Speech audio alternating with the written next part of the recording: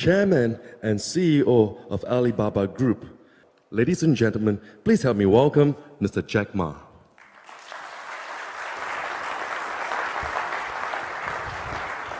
Thank you. Yeah. Thank you very much, dear Minister. Ladies and gentlemen, after 3 days, in-house meetings and also fly all the way here, I did not feel quite well today. But when I see the entrepreneurs, when I came to the SMEs, I always feel excited.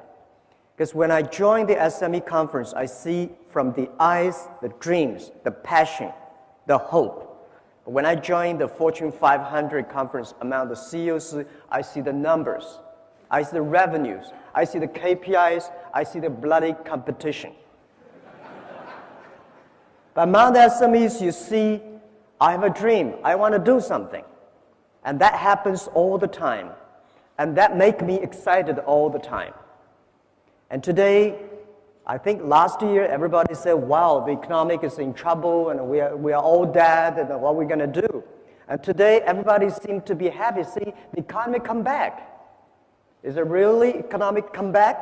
I don't think so. The money is go to the big companies. The money go to infrastructures. The money go back to the stock market. It seems nobody learned from that. How can the economic come back if the SMEs not come back? How can the economic come back if the dreams are not come back, the hopes are not come back? I saw one thing that few days, 2 days ago, I had a dinner with my Singapore friends, and they said Singapore government is encouraging to have more babies because people are aging and not enough kids. I think every economy, every nation needs incentive package to have more small, medium-sized companies, to have more hopes. Because every big company comes from the small business. If without this hope, without this kind of incentive to have more babies, we're going to die. Why I always feel excited? I have 8 babies. In the past 15 years, I built up 8 companies. 7 of them very healthy. 1 of them, I sold it. And I keep the baby. When I look at my babies, Alibaba, Taobao, Alipay, and the companies which I have, Ali Cloud, we just had a new baby 2 months ago. I always feel excited because you see the hope. You know this baby is going to change me. This baby is going to change the world, change the customers. And that's the thing that I always feel excited. If you want to be happy, have more babies. If you are the government, want your economy to be good, have more SMEs. These are the dreams. These are the hopes. These are the future. So this is all we want to say, but enough. We've been crying, say, please give us support. But all the SMEs, ask ourselves one question. We are not crying babies. We believe we are tomorrow's Google. We believe we are tomorrow's eBay, YouTube. We believe we are tomorrow's UPS. If we believe we are, we can be. If you don't believe, you'll never be. We heard a lot of governments say, we give you, and let me know what we're going to do. Let me know what we can help the SMEs. We heard a lot of banks say, well, we've been giving loans to a lot of SMEs. I heard some banks say, well, one of the bank presidents said, well, we give like 200 billion or $1 million to the SMEs. I said, what's the size of the loan you give? $20 million. How can you say the 20 million? As the research I got from Alibaba Group, Alibaba status, 87% of the SMEs, what they need is, the fund is below $60,000 US. But they are giving loans to $20 million to some big companies, They are not SMEs, they are not the hopes. But I think all the SMEs say, nobody can help you. My 8 companies, I would say nobody help us. Only we can help ourselves. Don't rely on the government. Don't rely on the banks. Forget about that. Rely on your friends. Rely on relatives. Rely on the small dreams. And always keep that thing in mind. Because I've been trying very hard to get loans from banks. Always trouble. But in the past 10 years, I even did not borrow 1 cent from banks my kids grow up. I don't know why. And the banks always say, well, because we don't have enough information from the SMEs. Tell me, any Fortune 500, any big bank CEOs or president go to the SME summit? No, they go to the CEO summit. Right? How could you get information if you do not go there, listen to them, talk to them, share experience with them to see what they need is only $50,000 instead of $20 million? How can you get enough information? So I think, well, Tenda, we discussed yesterday, say banks are banks. They always have to control the risk. Right. So government, banks, let's think about something new financial structure that can really help those millions of small companies that need $50,000. What is the right structure? What is the right organization to support them? That's the thing we should think about. So the other thing I want to share with you here is always, I believe, that small is beautiful. And this financial crisis, it's a disaster to big companies. This war in 21st century, I think in last century, it's big is better. You have a big, factory, big amount, and everything's big, is good. This century, in the 21st century, I always believe small is beautiful because it's not how fast your machine is. It's not how many equipments you have. It is how quickly you can change yourself to meet the market. Because the information time, internet, technology make a difference. So the world IT in the last century is designed for manufacture. This century, IT is designed to help the consumers. So I think this is a disaster for big companies, century disaster for big companies, but it is a great opportunity for small business. For this financial crisis, we see a lot of big companies we never thought they would die. AIG, to me, it's like empire. How could that happen, right? All the the big car companies which we respect, we always want to be there. But today, they all died. And let's look at the SMEs. We still feel painful, but we are happy in our heart because we still survive. And we heard so many stories about big companies giving trouble. And I see the society, the government paid too much attention to these big troublemakers. They are the troublemakers. And we give them enough support. Let them die. It's the time for them to die because they make troubles. Every big company, they have a different disaster, different problems. But all the SMEs have the same problem. They need understanding and support. This world is not fair. I know, so that's why I want to encouraging everyone, all the SMEs here. I'm an SME. I have 8 kids. I'm still an SME. I still believe I'm small because when I'm small, I know I can be big. And I hate to be big, unfortunately.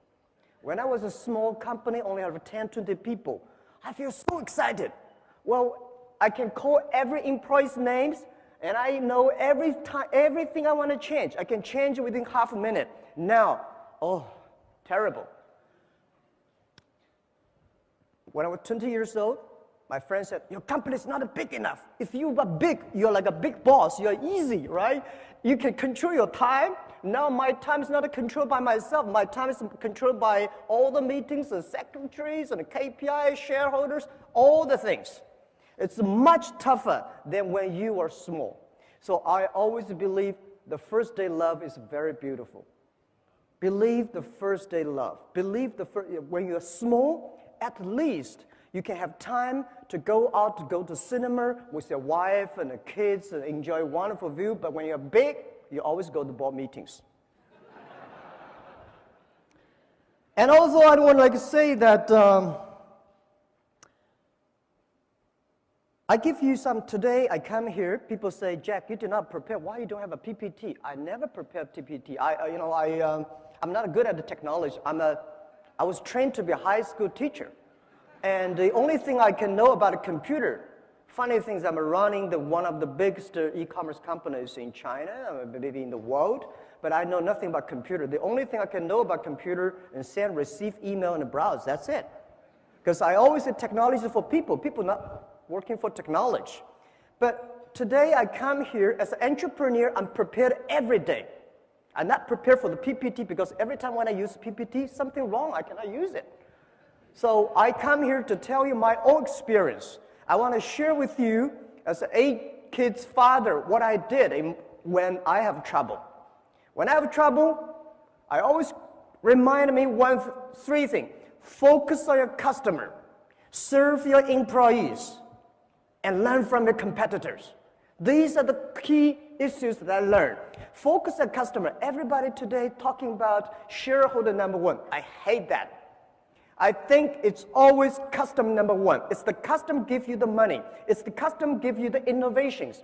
It's the customer that make you happy. Because year 1999 and year 2000, when internet bubble burst, we cannot get any money. We do not have revenues. We have nothing. But every day, what I encouraged me go on was a letter of thanks and emails from my customers. Say, Jack, Alibaba, keep on, because you helped us. Someday we will help you. That's the dream I had.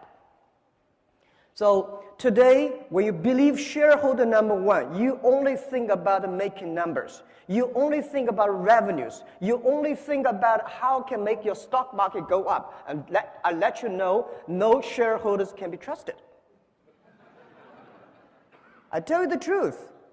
Well, our shares stock price, 2 years ago, we listed at 13.5 Hong Kong dollars. Before that listing day, a lot of shareholders come say, Jack, we're long-term shareholders. Please give us more shares. We'll keep it. When the financial crisis time came, the day we IPO 13.45, we went up to $40 without doing anything good with 24 hours. And then the financial crisis came, $40 to $3 without doing anything bad. They all gone. Most of the shareholders, they're share traders. How can you trust on them? So rely on customers, because the customers stay with you. Customers grow up with you. Customers give you the money, give you the hope, give you the support. So focus on customer. And second is rely and serve your employees. It's your employee, it's your team that make the difference. That the employees that make all the dreams realized. If we say, well, we have so many problems, and big companies have a problem in getting the innovations, how to make things happen. Well, because they do not listen to the employees. They focus too much on the shareholders. The shareholders, well, they give you this idea, that idea, and when you really do that idea, they're gone. And they change all the time, but your employees stay with you. I remember the tough days. It was so difficult, year 2002 or 2001. There's only one group of people that stay with me. That's my colleagues. And people say, Jack, you don't have to pay me for 2 years. I will still stay the company because you respect us, because the customer love us. And I tell you one funny thing. Only when you believe your employees are talents, they are talented people. If you don't believe them, they will never be.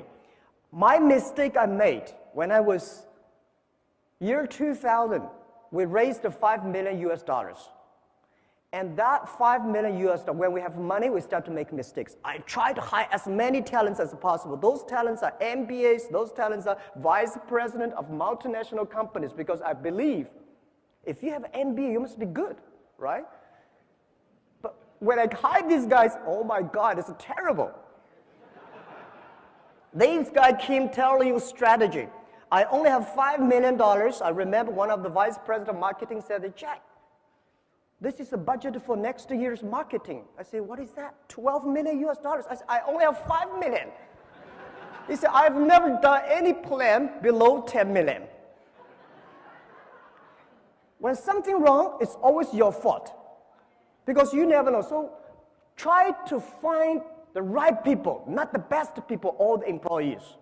You try to find. So if you try to hire great people in your own company, which your company is not good enough at that time, just like a poor Boeing 7, if you want to put a Boeing 747 into a poor tractor, when that grows, your tractor never fly into pieces. So my suggestion is that look at your employees, develop them. Only when they are developed, your company will be developed. The day when we IPO'd, we created more than 1,000 millionaires, at least, in the company. All the guys sitting in the room, and we had a chat. I say, ask me. Now, tell me one thing. Why you are so successful? Why we are so successful?